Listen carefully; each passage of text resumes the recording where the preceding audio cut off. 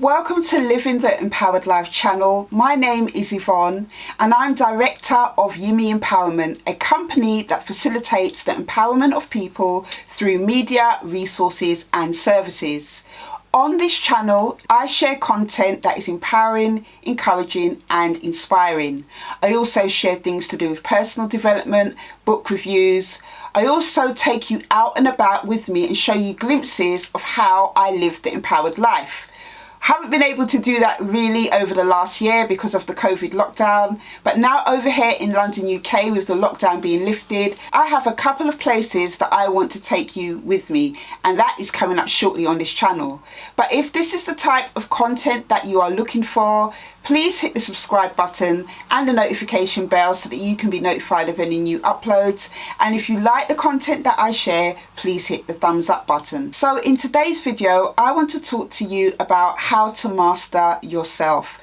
Now, this is something that I've been thinking about over the last few days because I've been doing a lot of reflection about how far I've come in my life. For those of you who don't know, if you haven't listened to my Living the Empowered Life podcast, which I upload on this channel, or listen to some of my other videos, I have shared briefly how childhood sexual abuse and trauma affected my life for over 25 years. And my journey to living the empowered life only started at about 35 years old because I did a lot of work in between from, my early teens to that point. I spent a lot of that time laying the groundwork. And I've realized now, I'm now 44, as I've mentioned, that I no longer allow other things to control me. And that has been because of a number of different things. That has been because of my relationship with Christ. That has really helped me. My faith is a huge part in why I am the person I am today. It has allowed me to have a deeper understanding of the things that affected me and a deeper knowledge of who God is and a deeper understanding of who I am as a person. Therapy has also helped as well. And I've done a lot of work around personal development. So in the Bible, in the book of 2 Timothy chapter 1 verse 7, it says, "For the Spirit God gave us does not make us timid, but gives us power, love and self-discipline." This is the spirit that God has put inside of each of us. And it is up to each of us to develop self-discipline. In developing self-discipline, it is part of how you master yourself. Now, this is something that I'm not saying I have 100% figured out. I am still on my own self-discipline journey, but it's something that I'm always consciously aware of. When things come up in my life, knowing how I was before, how I used to emotionally react to things, how I used to let, anger get in the way of making good decisions, because it's something that I'm aware of, it's something I work towards every day. And I have started to see improvements in my life built off the foundations of the things that I started through therapy, through building a right relationship with God, through, personal knowledge. I definitely do see some good results and good progress in how I am mastering myself. If you are somebody who struggles with being in control of yourself, if you're somebody who is always led by your emotions or, is directed by other people's opinions or thoughts of you, if you're somebody who feels out of control of your life, you feel like a runaway train, you don't really know where you're going, what you're doing, I just want to share with you from my experience some tips that helped me to master myself, and I hope that they will help you too. The first thing I want to share with you about how to master yourself is to deal with any unresolved trauma or issues. What you are trying to do when you are trying to master yourself is that you're trying to build a good foundation for everything else to be added onto it.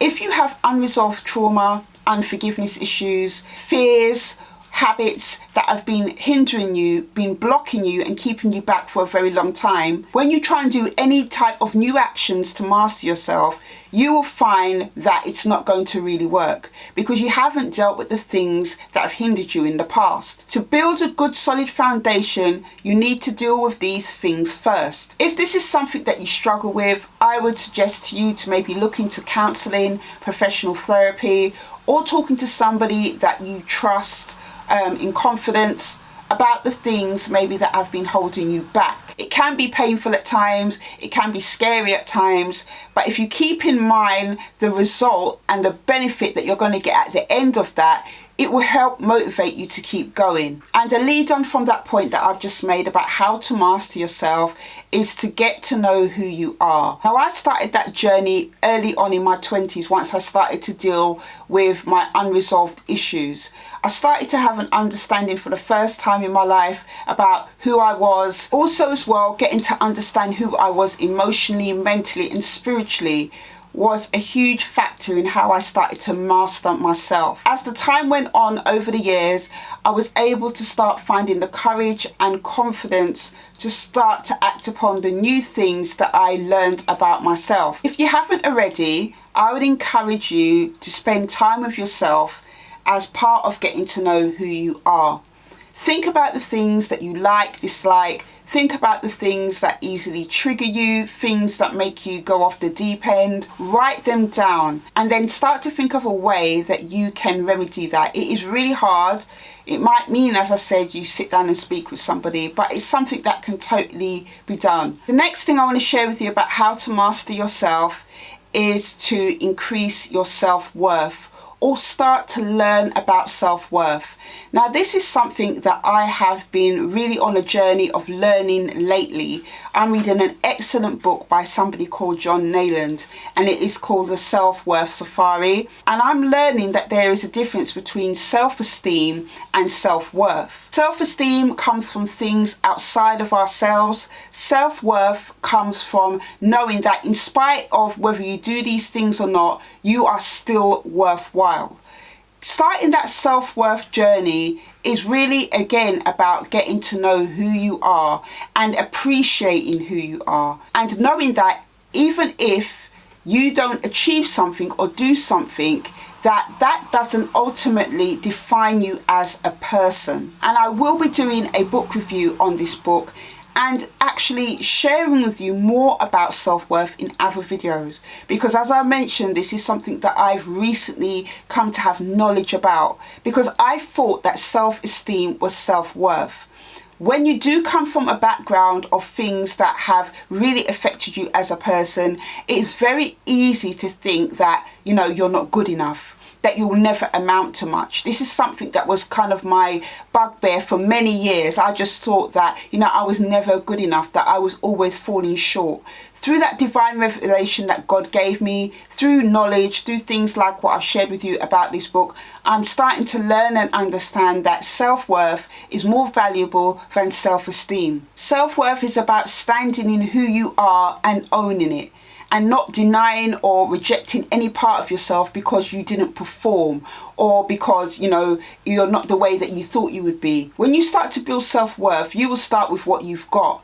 And if you then decide to do things to increase that, it's going to be about something that you want to do, not because it is a performance thing or because other people want you to do it, or because you need this thing to help you to be the person you are. And the last thing I want to share with you that was hugely beneficial to me, and I'm sure it's definitely going to be hugely beneficial to you, is to pray and ask God for help. One of the most important things I found in my journey to mastering myself is that when I tried to do it in my own strength, I found it difficult to do. One of the things that has really helped me is to have that connection with God, to help me to overcome the things that I found very difficult to do. Mastering yourself is very hard. When I'm talking to you about it, it's not something that is going to happen over a day or a week or a month. It is years of cultivation of different things. It takes years of understanding who you are as a person. God gave me that revelation about myself over time, because a lot of things I just did, you know, without thinking, or reacted to without thinking. There are so many benefits of asking God to help you through His Holy Spirit to master yourself. I've become a better person because of it. Now I know the difference between being led by emotions and being wise. You know, having that wisdom that comes from God has helped me to be able to discern the difference. One of the key things in living the empowered life is that you are able to master yourself. As I said, God is your divine help in being able to do that. And it is something that will greatly benefit your life. When you are in control of yourself, when you know who you are, when you know the things that affect you negatively and positively, you are able to make better decisions. So I hope you found this video helpful. Drop any questions you have in the comment box below, or anything that you found that has helped to master yourself, and I would love to hear from you.